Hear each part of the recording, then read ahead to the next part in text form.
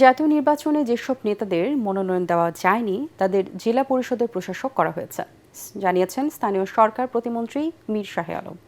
তিনি বলেন, বর্তমানে দলীয় বিবেচনায় পদ পেলেও সব মিলিয়ে তাদের জবাবদিহিতার আওতায় আনা হবে। দুপুরে নবনিযুক্ত প্রশাসকের নিয়ে বিএনপির প্রতিষ্ঠাতা শহীদ রাষ্ট্রপতি জিয়াউর রহমানের সমাধিতে শ্রদ্ধা নিবেদন শেষে এসব কথা বলেন তিনি।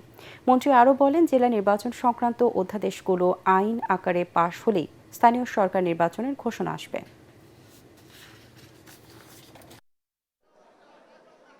বিশেষ কমিটির যাচাই বাছাইয়ের মাধ্যমে বৃহস্পতিবার পার্লামেন্টে ওটি আইন আকারে উত্থাপনের জন্য মাননীয় সংসদ সদস্যরা সর্বসম্মতির কারণে ভোটের মাধ্যমে এটি আমাদের মন্ত্রণালয়ে প্রেরণ করেছেন।